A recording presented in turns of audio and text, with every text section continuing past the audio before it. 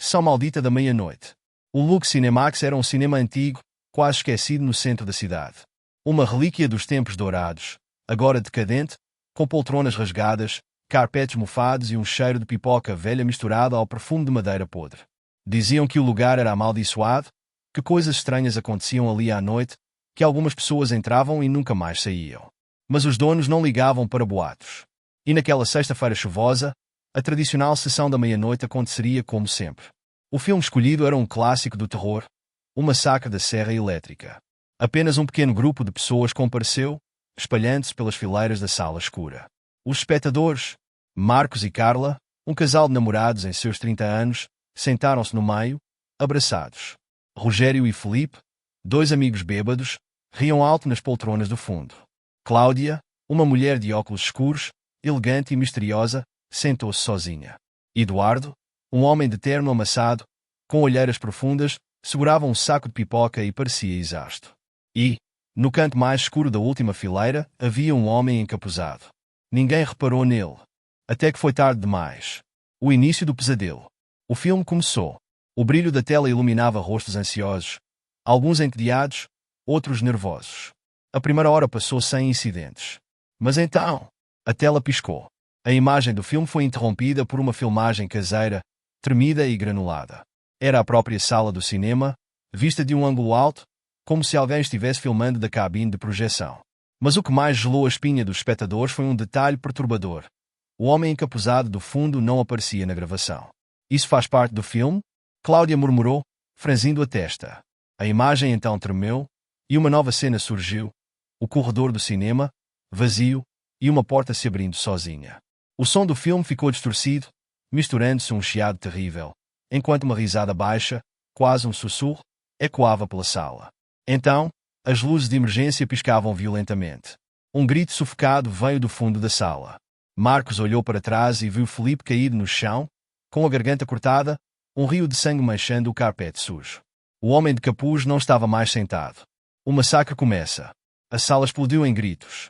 Carla segurou o braço de Marcos com força, tremendo. Eduardo largou a pipoca e saiu correndo pelo corredor lateral. Mas as portas estavam trancadas. Rogério, ainda cambaleando bêbado, olhava para o amigo morto e tentava balbuciar alguma coisa. Então, a lâmina brilhou no escuro. O assassino apareceu atrás dele, e com um golpe brutal, enterrou a faca na nuca do homem. Um som úmido e terrível encheu a sala enquanto o sangue jorrava, e Rogério caiu sem vida. Os gritos ficaram mais altos. A sala agora era um inferno de pânico. Cláudia tentou correr para a saída de emergência, mas tropeçou no corpo de Felipe e caiu de cara no chão, rachando o nariz. Ela soltou um gemido de dor, tentando se levantar, mas antes que pudesse se mover.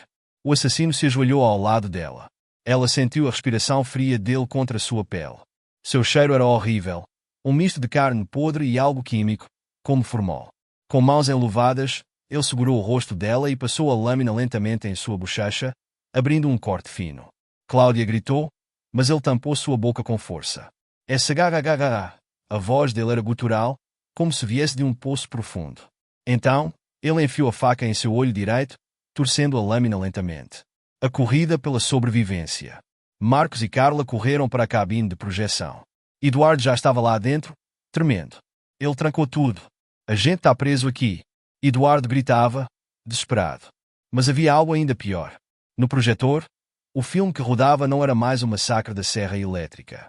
Era uma filmagem ao vivo, da própria cabine onde estavam.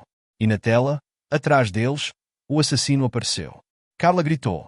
Eduardo tentou abrir a porta, mas o assassino o agarrou pelo pescoço e esmagou sua cabeça contra a parede, deixando um rastro de sangue. Marcos puxou Carla e chutou a janela da cabine, pulando para a sala de projeção. Eles correram pelos corredores escuros do cinema. Mas o prédio parecia vivo, os caminhos mudavam, portas apareciam onde não deveriam estar. Então, Carla sentiu algo puxando seu cabelo com violência. O assassino arrastou-a para a escuridão. "Carla!" Marcos gritou, mas ela já tinha sumido. Ele caiu de joelhos, ofegante, sozinho. E então, a voz sussurrou atrás dele. Hora do show. Uma lâmina gelada deslizou pelo pescoço de Marcos. O mundo ficou preto. O mistério final. Na manhã seguinte, o Lux Cinemax estava fechado. A polícia foi chamada, mas não encontrou corpos. A única pista era um rolo de filme antigo rodando no projetor. Os policiais assistiram à gravação. Era um filme amador, mostrando a sala de cinema vazia. Mas, se alguém olhasse com atenção, veria nas sombras das poltronas olhos negros observando. E dizem que, se alguém se aventurar a passar pelo cinema abandonado à meia-noite, verá a tela piscar no escuro.